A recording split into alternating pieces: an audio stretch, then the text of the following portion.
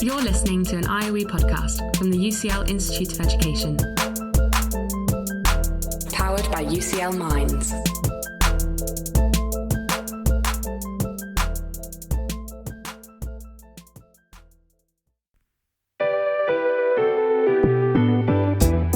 This is Research for the Real World. Conversations with researchers about the paths they've taken to shape our everyday lives.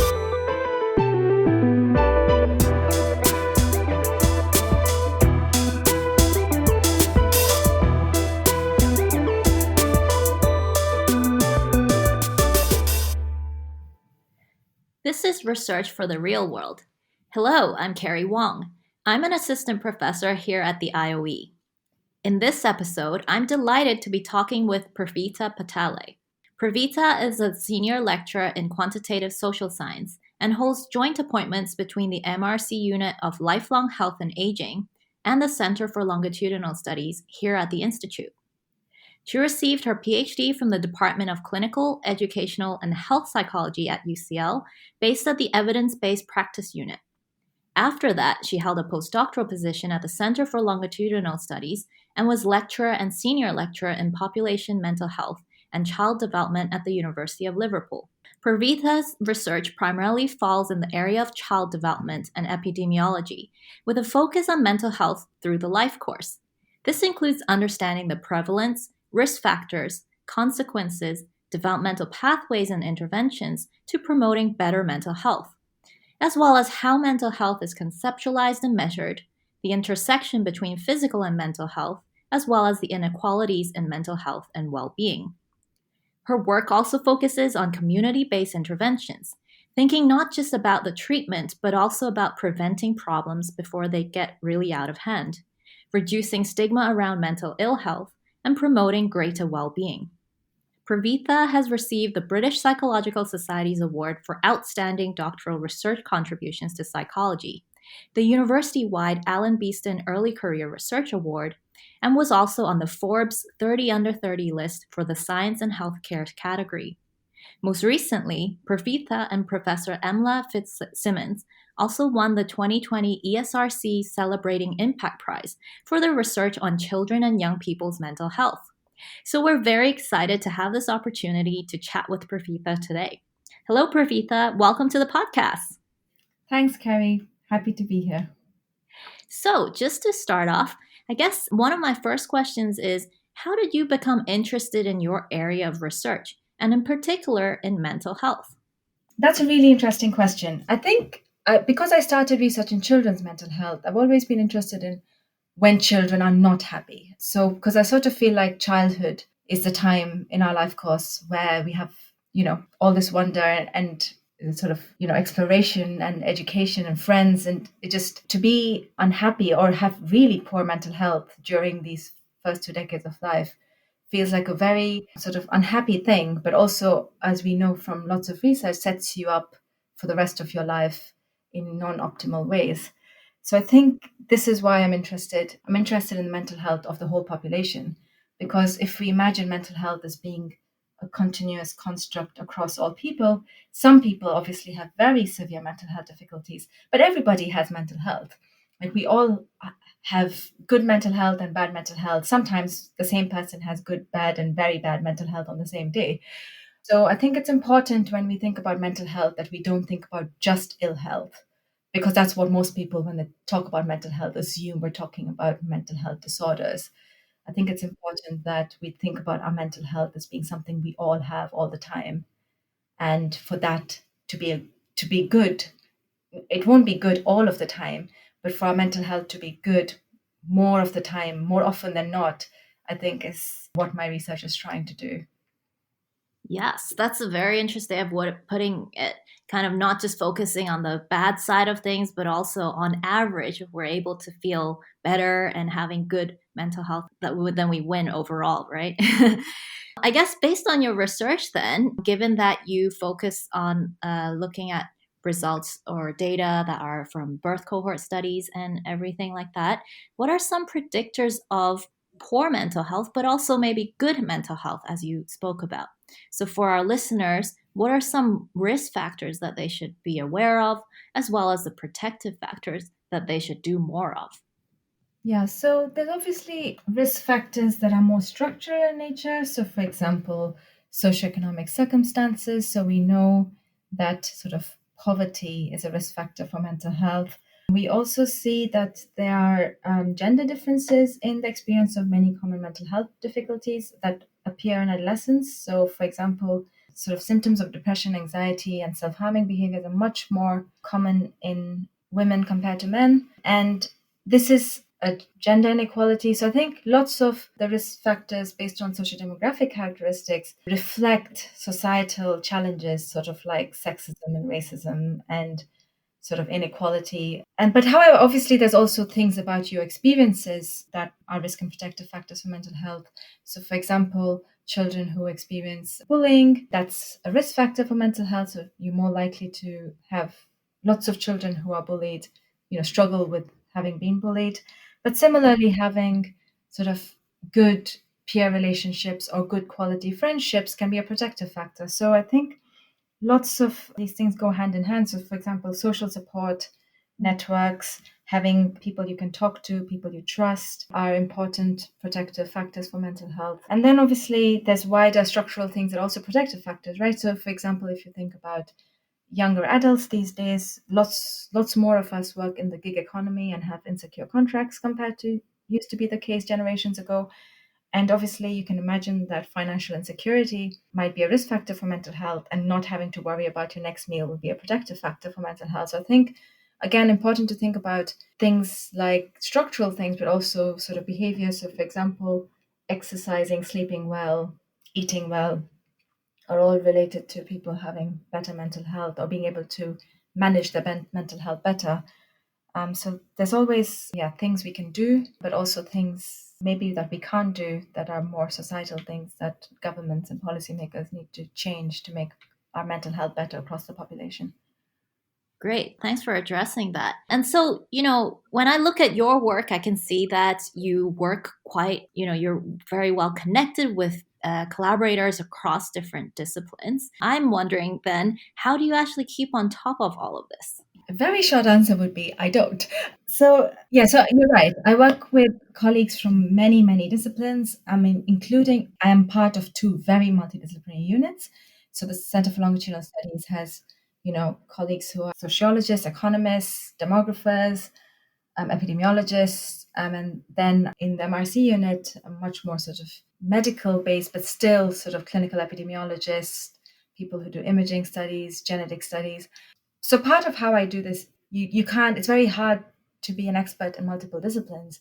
So the best way to do multidisciplinary research is to just work with experts in different disciplines, and everybody brings the expertise to the table. And this is reflected in my own research team. So my research team, I have colleagues with backgrounds in anthropology, economics, epidemiology, biology, neuroscience, psychology. But also, I think, so one of the things to remember is that something like mental health is a really complex problem. It needs multidisciplinary perspectives for us to make this better. No discipline on its own is going to be able to solve mental health and mental ill health. And those who think that is possible are not appreciating the complexity of something like mental health, because mental health is produced through a combination of, parts of biological risk, psychological processes, societal and environmental factors all coming together in really complicated ways. So none of these disciplines can single-handedly crack it. So I think the sort of end goal being we want to make everybody's mental health better, I think the only way to work towards that is to work with different disciplines. So it is difficult, but equally, I think it's the only way. What are the differences on the definition of mental health that we speak of or use in our research, and also mental well-being, so that our listeners know what exactly we're talking about? So when I use mental health, I sort of think about the way that the WHO and things think about mental health or health generally. So health not just being the absence of disease, but being good health or well-being.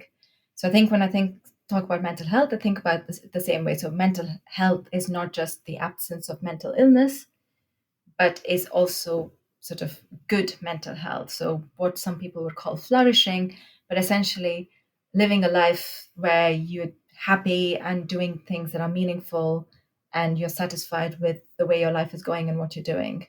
So I think mental health is a sort of large umbrella term which includes mental illness, but also includes good mental health and satisfaction with your life, feeling worthwhile, meaning and purpose.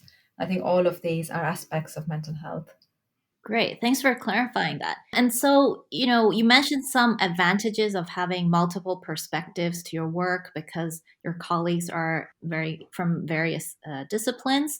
Are there also then challenges in terms of working with such a multidisciplinary team? And what are some of those challenges that you have come across? There are some challenges. So some of these are, for example, common language. So often different disciplines use different terms to talk about things and often have a different sort of focus or different way of approaching a problem, which is, again, part of the appeal. Sometimes the different approaches and different perspectives to approaching a problem is what helps us come up with sort of better solutions in research.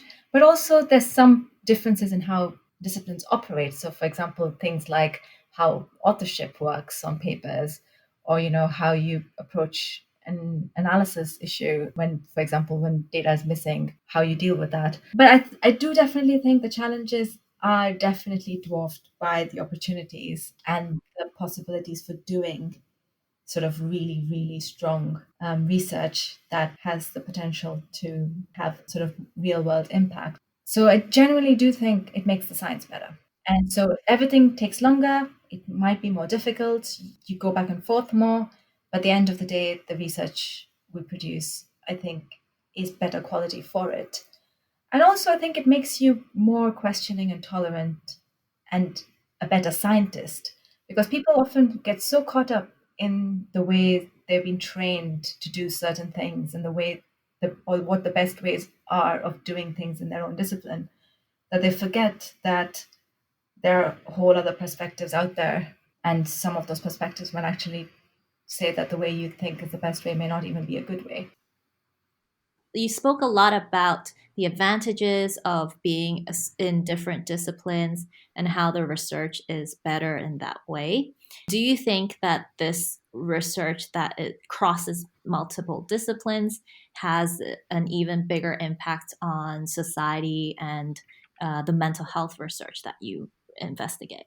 Yeah, that's an interesting question. I think because we try and incorporate different disciplinary perspectives and often different stakeholders, it is possible that we can do research that then also crosses back into multiple disciplines, if that makes sense.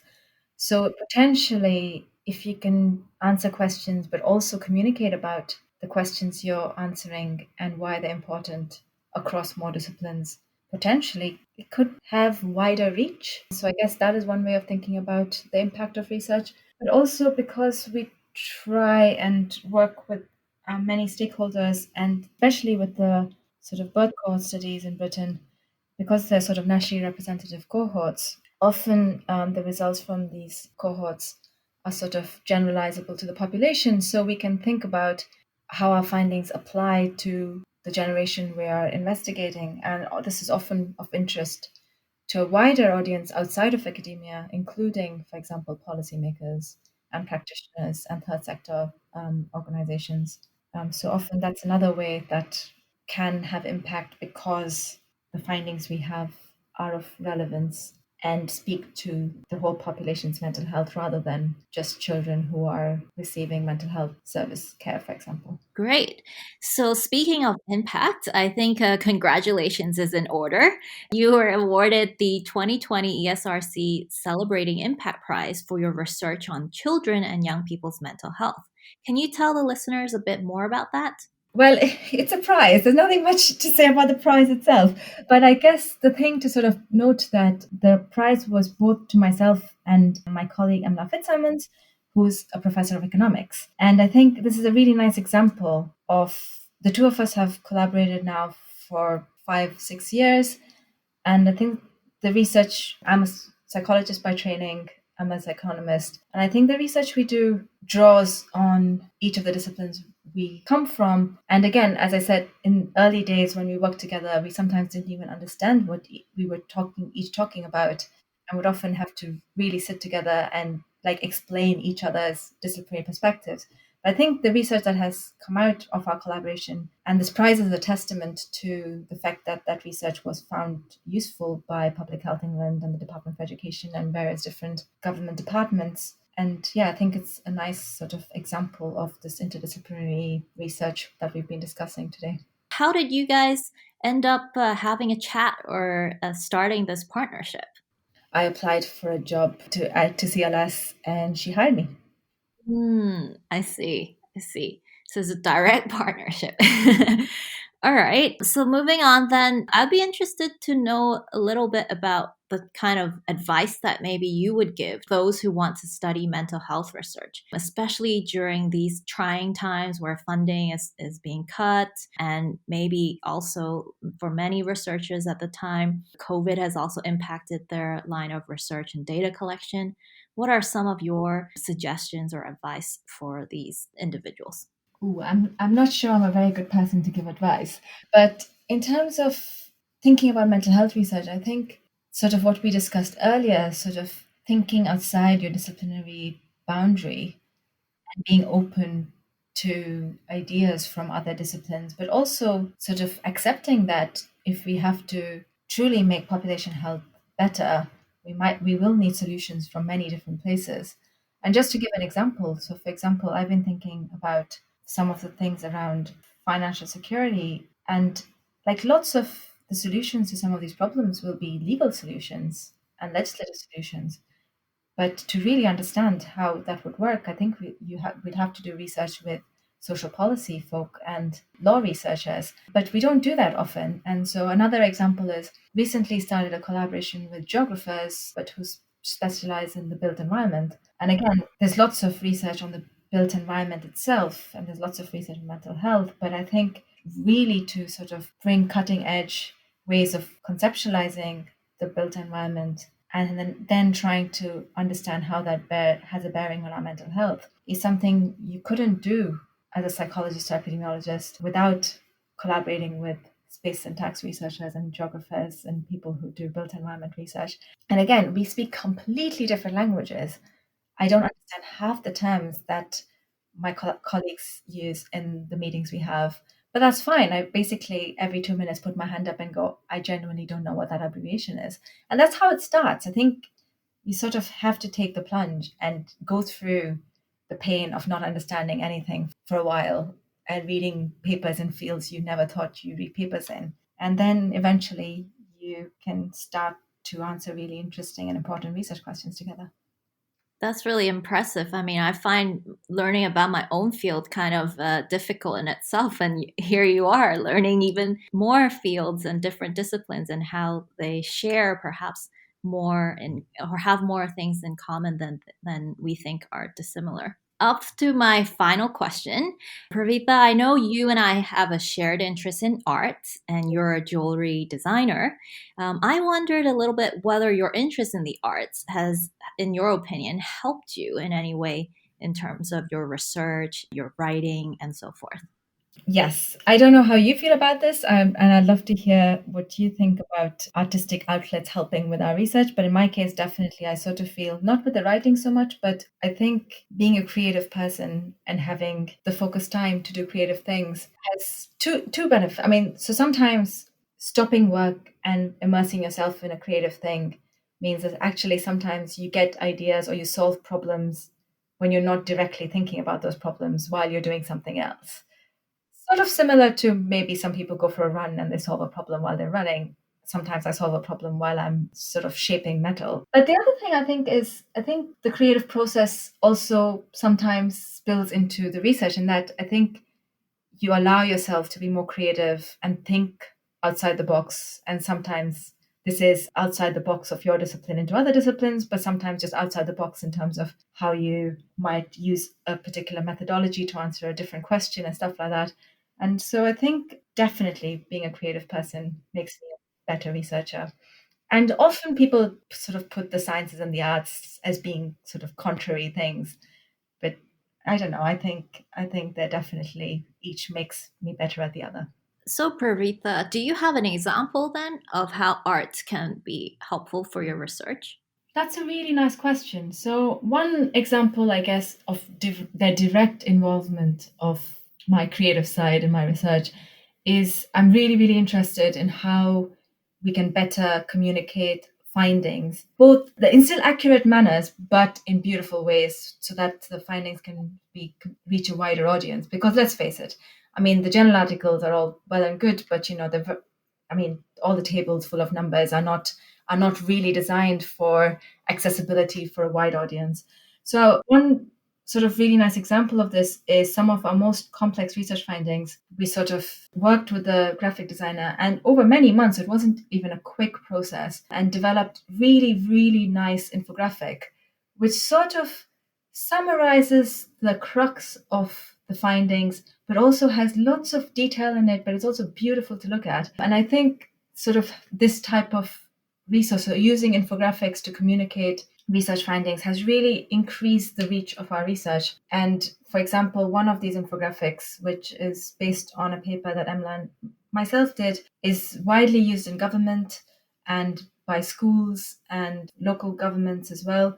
So I think this is a really nice example of sort of trying to really apply the creative side to communicating complex research findings, but to try and make them more accessible and useful. And so, how did you find the process of working with another creative person for these infographics you were talking about?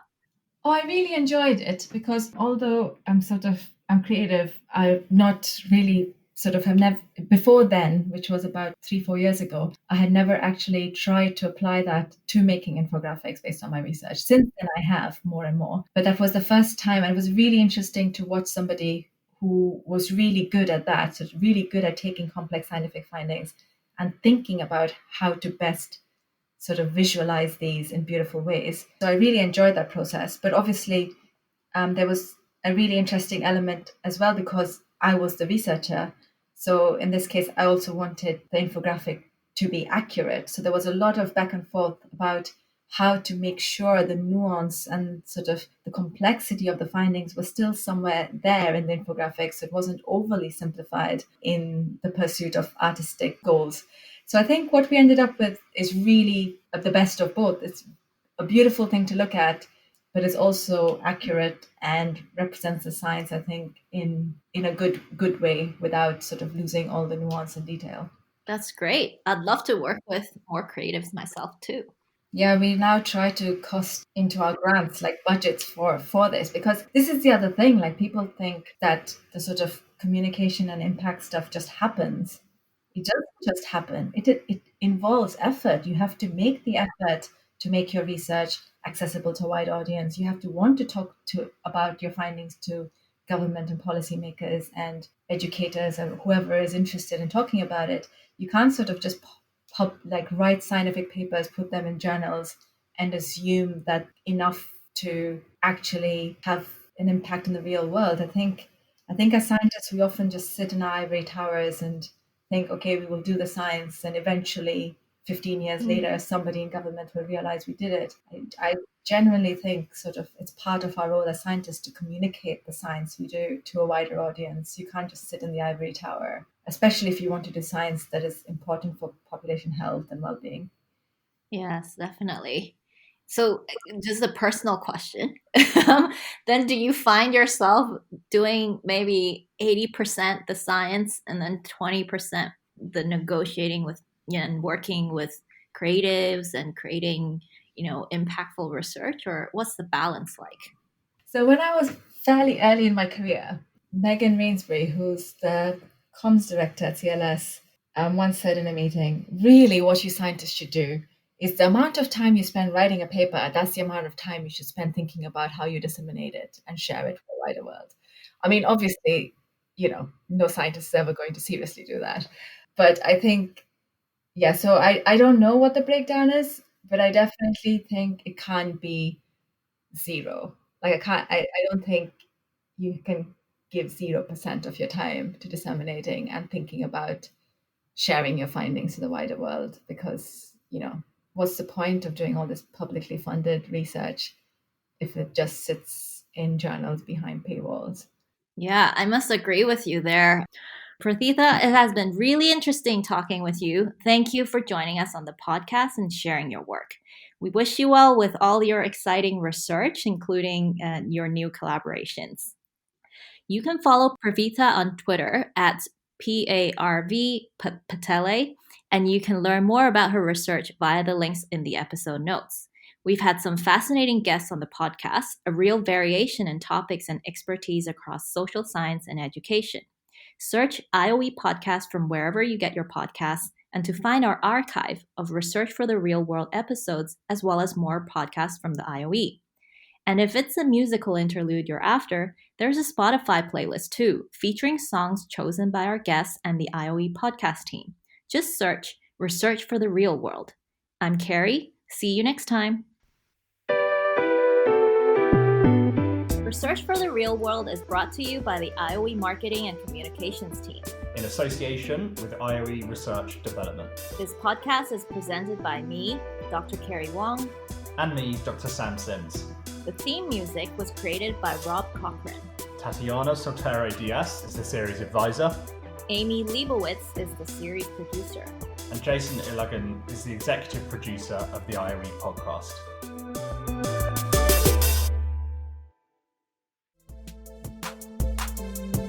Thanks so much for downloading and listening to this IOE podcast from the UCL Institute of Education, University College London.